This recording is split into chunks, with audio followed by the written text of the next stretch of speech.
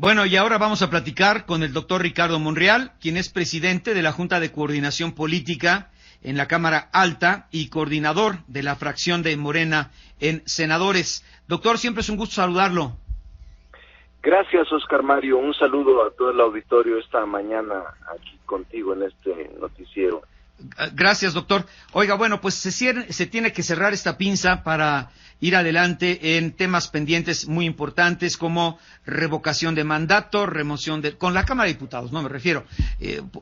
Están allá o están acá, revocación de mandato, remoción del fuero, ley de austeridad, esta nueva ley fiscal donde, tipifica a evasores y facturistas como criminales. ¿Serían temas que deben de resolverse en este periodo ordinario, don Ricardo?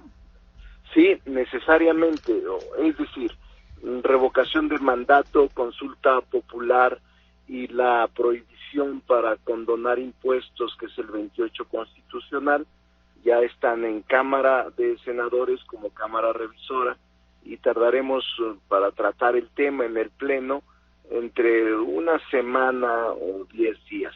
En el caso de la miscelánea fiscal, la semana próxima comenzará el análisis con la ley de ingresos y como esa sí es una ley general, requiere de la aprobación de las dos cámaras antes de que se apruebe el presupuesto. Y también está la ley de bienestar que crea el nuevo Instituto del Bienestar sustituyendo al Seguro Popular que ha quedado derogado. Y también tenemos otros asuntos de la misma importancia en modificaciones de leyes ordinarias como el de cannabis, que es la ley para el uso de la cannabis para fines terapéuticos y medicinales, que está en el proceso de elaboración de la ley, que en los próximos días también podría resultar aprobada o discutida en el Pleno del Senado de la República. Y como instrumento fundamental, Oscar Mario, tenemos el presupuesto de egresos de la Federación, pero ese no corresponde a las dos cámaras, solo corresponde a la Cámara de Diputados como cámara exclusiva, y por esa razón creo que tenemos una carga importantísima. En el Senado de la República, adicionalmente a esto, tenemos otras facultades exclusivas que tenemos que desarrollar en nuestra capacidad de nombramiento, que es una facultad de control que tiene el Senado frente a los otros poderes. ¿Cuáles son esas facultades de control? Es el nombramiento, que tenemos pendiente, Oscar Mario, varios nombramientos y que tenemos que desahogar en las próximas semanas. Ministros de la Corte, uno de ellos, a partir de la renuncia de el ministro Medina Mora, ahora exministro. Tenemos el presidente de la Comisión de Derechos Humanos, que concluye en estos días su función, Raúl González. Tenemos también que nombrar dos miembros del Consejo de la Judicatura que han cumplido su función hace unas 2 semanas, y tenemos además nombramiento de algunos tribunales agrarios que están incompletos, tribunales administrativos y órganos autónomos, algunos de sus integrantes. Es decir, Oscar Mario, tenemos una carga de trabajo extraordinaria para los próximos 2 meses que concluye el periodo en diciembre. Doctor, bueno, están ya empezando a llegar comentarios por WhatsApp, me dicen que repita el número con gusto, con 55-8232-9049. Dice, antes de aprobar la ley que tipifica a los evasores fiscales y factureros como integrantes de la delincuencia organizada, queremos ver a muchos de ellos en la cárcel. Esto, pues, no depende obviamente del Poder Legislativo, pero ¿qué pasa ahí? Bueno, todavía no está aprobado. Ajá. Es un proyecto de ley para modificar el Código Fiscal de la Federación y algunas leyes reglamentarias, la ley del IVA, la ley del impuesto sobre la renta y algunas otras. Es un proyecto que propone la Secretaría de Hacienda. Es un proyecto que, de acuerdo con la ley, de acuerdo con la Constitución, cada año nos envían al Congreso una miscelánea fiscal acompañada del presupuesto. Esto se denomina el paquete económico, que año con año se modifica. La verdad, yo estoy reflexionando sobre la figura jurídica de el crimen organizado, de la delincuencia organizada, pero también reflexiono, Oscar Mario, que han sido billones, no millones, billones con B, los que se han ido por el caño de la corrupción con la evasión, y todos tenemos la obligación de contribuir con el erario público, todos sin excepción, y a través de empresas fantasmas, todas estas que han surgido de la estafa maestra y de delincuencia de cuello blanco y de corrupción desmedida en el ejercicio de la función pública, ha sido escudada a través de empresas fantasmas y facturas falsas. Me parece que es un principio fundamental de la separación entre el poder económico y el poder político. Yo estoy de acuerdo en esa separación y quiero revisar con toda seriedad estas figuras jurídicas de las cuales se han quejado fundamentalmente los miembros del sector empresarial, que tienen razón en opinar, en protestar o en cuestionar artículos o ordenamientos jurídicos en proceso de aprobación. Los escuchamos. Yo acabo de hablar con el Consejo de Hombres de Negocios hace unos 2 días. También he hablado con grupos económicos y empresarios que están preocupados por este tipo de medidas legislativas, y estoy seguro que podemos llegar a un acuerdo y a un consenso para lograr los dos propósitos. Uno, que ya no haya evasión, que no haya facturas falsas y que no haya empresas fantasmas que lesionen al erario público, y dos, que los empresarios honestos tengan siempre tranquilidad de no ser molestados por ningún instrumento jurídico. Y lo digo con objetividad, esa tranquilidad la da el doctor Ricardo Monreal por su conocimiento, amplísima experiencia y preparación, y usted puede ser el fiel de la balanza para que esto sea equilibrado y que no paguen justos por pecadores, ¿no? Lo que les ofrezco a todos es que estamos actuando con independencia, con autonomía, y que no vamos a cometer excesos en contra de nadie. Sí. Porque ahorita, porque eso estaría afectando la confianza, la credibilidad, mucho del ambiente que se requiere para captar nuevas inversiones y generar nuevos empleos, ¿no? Es correcto. Yo creo que lo que tenemos que ofrecer en el gobierno, y hablo del gobierno en sus 3 niveles de gobierno y en sus poderes constituidos, el legislativo, el judicial y el legislativo, es otorgar confianza. La iniciativa privada, el grupo de inversionistas, tanto nacionales como extranjeros, ellos siempre lo que necesitan y lo que exigen invariablemente es seguridad jurídica, Estado de Derecho y confianza. Y creo que eso es clave para que cualquier inversionista pueda desarrollar su empresa, ampliarla, generar más empleos. Si no hay confianza, si no hay observancia del Estado de Derecho, es muy complicado que ellos inviertan. Por eso me parece que esto es importante destacar. Ahora, Oscar Mario, el hecho de ser mayoría en la Cámara de Senadores o en la Cámara de Diputados no necesariamente implica que hagas todo lo que se te diga de Hacienda. Tienes que meditar, reflexionar y actuar como una mayoría responsable, no como una mayoría irracional o como un objeto de dependencia permanente. Eso no lo vamos a hacer nunca los senadores, y tenemos siempre una discusión profunda, una discusión seria en cada uno de los ordenamientos jurídicos que se plantean. Tengan confianza, estamos intentando actuar de manera responsable, y por esa razón este tipo de instrumentos jurídicos que plantea Hacienda al Congreso para su modificación todavía tienen que pasar por un examen muy acucioso de parte de los legisladores. Bueno, le dicen, doctor, ¿por qué no elevar el fraude de 8 a 25 millones? Me imagino que se refieren a esto que usted atinadamente incrementa, ¿no? De 7 y pico, no sé, estaba no sé en cuánto, lo pone usted casi en 8 y le están pidiendo sí. 25.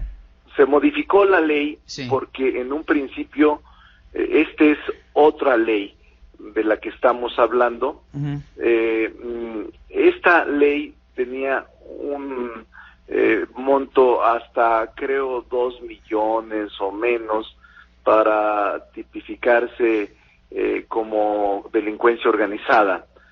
Se amplió por petición de los empresarios a 8 millones anuales. Es decir, exactamente, eso es lo que se refiere.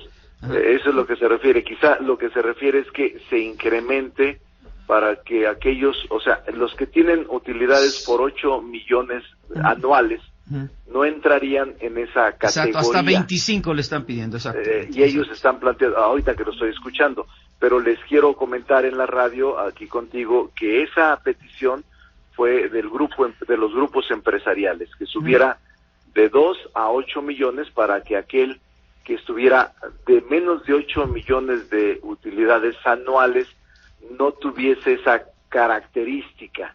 O sea, hablo de los medianos empresarios, de los pequeños empresarios. Que son los más en este país, ¿no? Que son los más.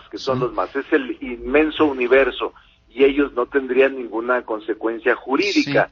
Es decir, ellos en el caso de delincuencia organizada o prisión oficiosa no estarían privados de la libertad, sino que si hubiese algún problema dentro de este universo hasta 8 millones, estarían defendiéndose en libertad de la evasión que se les planteara o de la que se les acusara. Es una propuesta que debe atenderse. Nosotros ya pasamos ese trámite, está en la Cámara de Diputados y tampoco tendríamos inconveniente en que se modificara si es necesario. Dicen, doctor, los 25 millones serían así dicen, que yo que tiene razón, los 25 millones serían un blindaje para evitar excesos de las autoridades fiscales. Bueno. Es probable, es un buen punto de vista, bueno, pues lo respeto, pero nosotros en el caso nuestro, ahorita ya está en Cámara de Diputados ese proyecto de ley, porque nosotros lo aprobamos, lo subimos de 2 a 8 millones. El proyecto original tenía hasta 2 millones. Imagínese nada más. Todos entran, ¿no? El que tenga utilidad hasta 2 millones, todos entran. Ahora es hasta 8. Habría que hacer 100 cárceles nuevas, ¿no? Pues sí. Y esta es una buena decisión. Ya haber subido a 8, y esta es una buena propuesta, que repito, el momento procesal está en Cámara de Diputados, pero lo traslado también. Tendré una reunión pronto con los diputados para otros tipos de leyes que tenemos pendientes y lo comentaré con gusto, comentario del auditor. Pues están apelando a su buen juicio, porque nos consta que usted pues sí representa los intereses de muchos de sus gobernados, en fin, ¿no? Como senador, aunque los senadores supuestamente son los embajadores de los estados, pero pues realmente usted sí está en contacto muy directo con la gente. Bueno, oiga, don Ricardo, a ver, este otro tema importante también. Dice, ayer se cerró en la Cámara Alta el caso de la renuncia del ministro Eduardo Medina Mora. Es interesante, por ley se tienen que dar a conocer las causas de aceptación de la renuncia de un ministro, y es que es la primera vez que sucede en la nueva Corte después del presidente Zedillo, o a partir de que el expresidente Zedillo disuelve este máximo órgano de impartición de justicia y lo reduce a 11 ministros. Creo que hubo la renuncia de un ministro antes del presidente Zedillo, del expresidente Zedillo, pero esta es la primera en la historia moderna, ¿no?, de la Suprema Corte, ¿no? Sí, ha habido 3 ausencias en distinta época, pero por muerte de ministros en funciones. Esta es la última desde 1931, Oscar Mario, hace ya casi 90 años, en la postrevolución, renunció un ministro de la Corte de Guerrero. Bueno, él había nacido en Guerrero, pero era ministro de la Corte, Vázquez del Mercado, y renuncia siendo presidente de la República Ortiz Rubio. Pero el ministro renuncia, que por cierto había pertenecido a la ala vasconcelista, al equipo y grupo vasconcelista.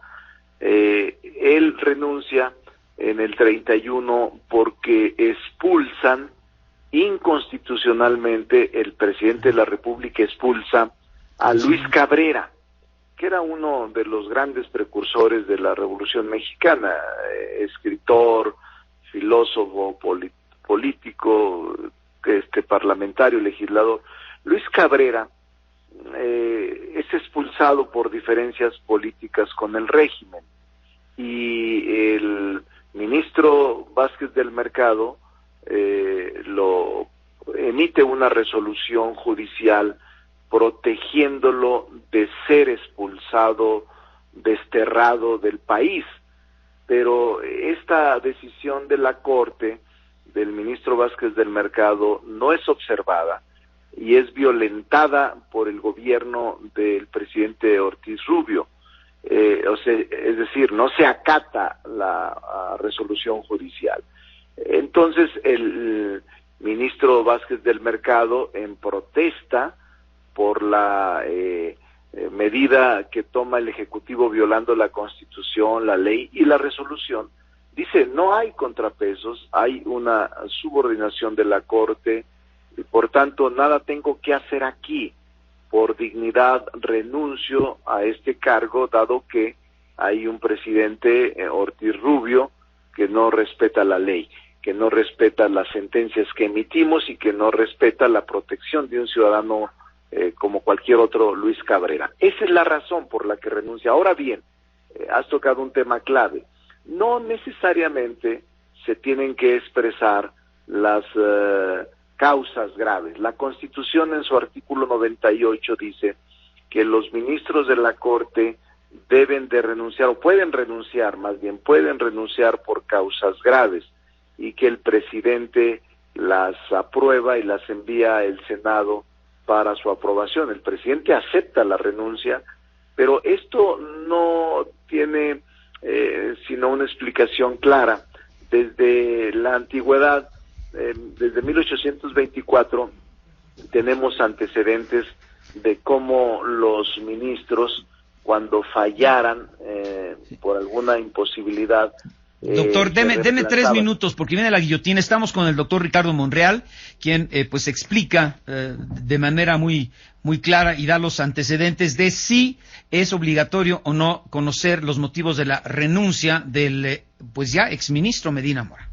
Bueno, don Ricardo Monreal, por tenerle paciencia a la guillotina. Oiga, bueno, decíamos que si el Senado de la República, si el ministro o ahora exministro de la Corte, Medina Mora, tenía la obligación o tiene la obligación constitucional de pues dar a conocer los motivos de la renuncia que le presenta al presidente de la República hace unos días. Sí, no, mira, el espíritu legislativo es este mecanismo que viene desde 1857, no es nuevo.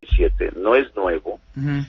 Lo que sucede es que antes la renuncia del ministro por causas graves se presentaba al Congreso, no al presidente. Desde 1917, después en el 22, se cambió el artículo y se establece que la causa grave del ministro en su renuncia se envía al presidente, el presidente la acepta, y una vez que la acepta, la Cámara de Senadores aprueba la licencia, o más bien en este caso la renuncia del ministro, que la presentó con carácter irrevocable y definitiva. Este es el espíritu de el constituyente, de la protección del ministro. Es decir, cuando dice causas graves, quiere proteger la función del ministro para que no sea cualquier causa política, de grupo económico, de grupo social, que lo haga renunciar. Y por eso era una medida de protección para el ministro. En este caso, Oscar Mario, el ministro, todos los ministros, son peritos en derecho, son interpretadores de la Constitución, son la máxima autoridad en materia de justicia del país, y obviamente saben del contenido, saben de la norma constitucional, saben el alcance de esta disposición en la Carta Magna y por tanto saben también que ellos están frente a una causa grave sin que sea obligatorio expresarla ni al presidente ni al Congreso. En el caso del presidente, simplemente el presidente de la República, como titular del Ejecutivo Federal, aprueba la renuncia y el Senado no puede convertirse en una tribuna de enjuiciamiento ni de defensa. Simplemente el Senado dice: tienes el derecho de venir a las comisiones de justicia o de gobernación y explicar o ampliar los motivos de tu renuncia. En este caso el ministro dijo: no, yo ya agoté mi instancia, ya expresé mi deseo de renunciar con carácter definitivo y lo único que les pido es que agoten el procedimiento. Te voy a comentar una cosa: incluso hubo una amplia mayoría, 111 votos, porque se aceptara la renuncia y solo 3 votos, 3 contra 111 que no se aceptara. Es decir, la Cámara actuó con racionalidad y con buen juicio frente a esta decisión del ministro de la Corte. A ver, esta racionalidad y buen juicio, y le pregunto porque usted es pues una persona que es muy claro, es muy claro en sus conceptos y muy directo en sus respuestas. Me llama la atención 111 de 128. Así es, 111 contra 3. Bueno, contra de 3, 128, no pero, bueno, 111 de 128, lo que sea, ¿no? Son pues, es aplastante. A ver, le quiero preguntar esto, doctor, y yo sé que usted lo va a contestar si es así, porque todo indica que se está desvelando pues una conspiración, y le pregunto si detrás de la dimisión del exministro Medina Mora estaría una trama perfectamente orquestada desde hace muchos años. En este momento no vamos a decir nombres, pero sabemos a dónde se apunta.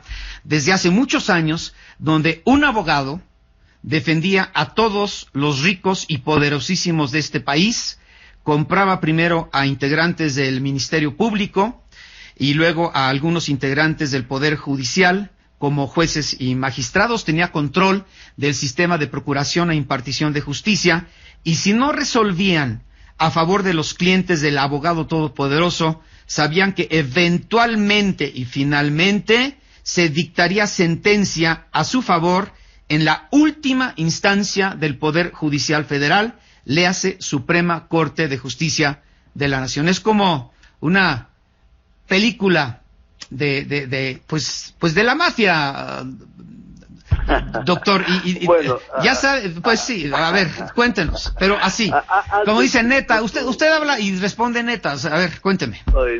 Oiga, porque puede ser algo histórico en este país, el haber roto con este círculo para ellos virtuoso y para México vicioso. Adelante, doctor. Has hecho una reflexión interesante, una descripción de un episodio que en la vida del país pudo haber sucedido. Terrorífico, pero, Sí. Pero yo te comento una cosa, Oscar Mario. Lo cierto es que frente a las evidencias no es un asunto fácil ni común. Uh-huh. Después de 90 años se presenta una renuncia de un ministro, y un ministro es el más poderoso en materia de justicia. Uh-huh. Dentro de su cuerpo colegiado, que lo conforman 11, tiene fuero constitucional, tiene ingresos por encima de cualquier poder, pero tiene además una facultad amplia para interpretar la Constitución y aplicar la norma constitucional al caso concreto. Es decir, el poder de un ministro de la Corte es absoluto, es enorme. Uh-huh. Por eso el hecho, siendo ellos peritos en materia jurídica, expertos en materia constitucional, haber decidido presentar una renuncia y no asumirse en la protección del fuero constitucional que le concede su investidura, su alta investidura, pues es algo que sucedió. y que solo el ministro Medina Mora sabe, y que no ha expresado ni al presidente de la República ni al Senado ninguna situación más allá de lo que advierte el escrito de renuncia.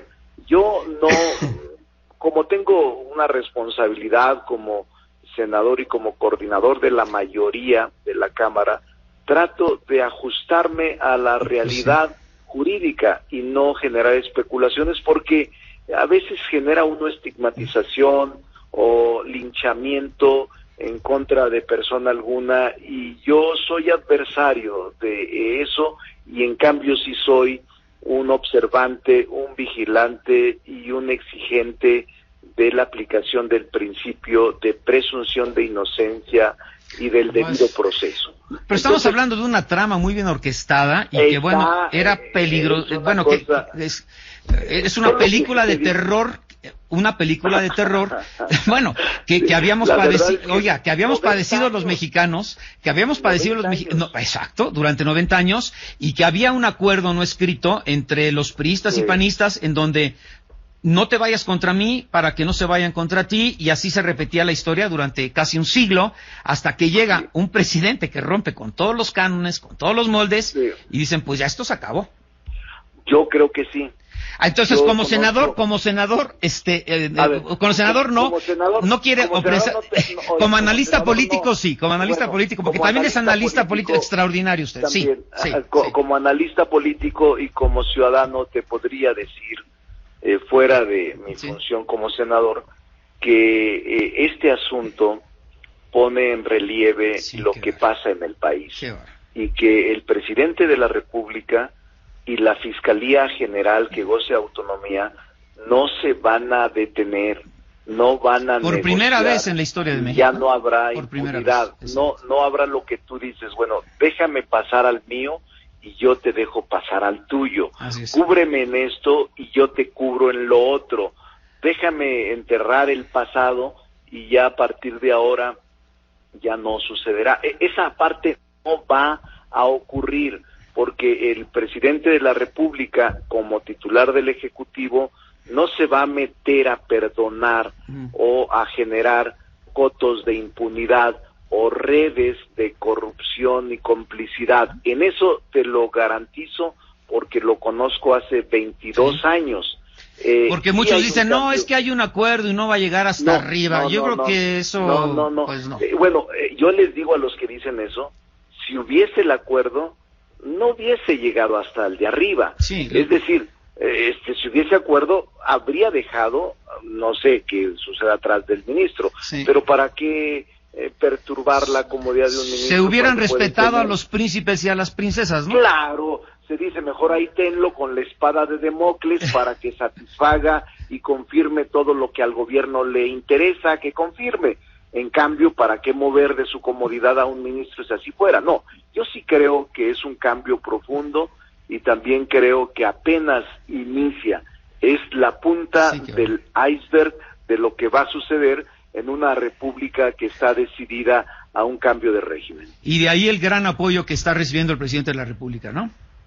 Sí, así es. Yo creo que es normal, porque está en los hechos actuando como él ofreció en campaña. Que faltan muchas cosas, sí, claro, es un proceso largo, es una transición compleja, y por eso tenemos que tener paciencia, porque yo sí creo que va a emprender una reforma profunda el presidente en distintas materias. Nunca antes visto en México. Doctor, sé que tiene una agenda importante, siempre abultada, viene la guillotina. Es un gustazo hablar.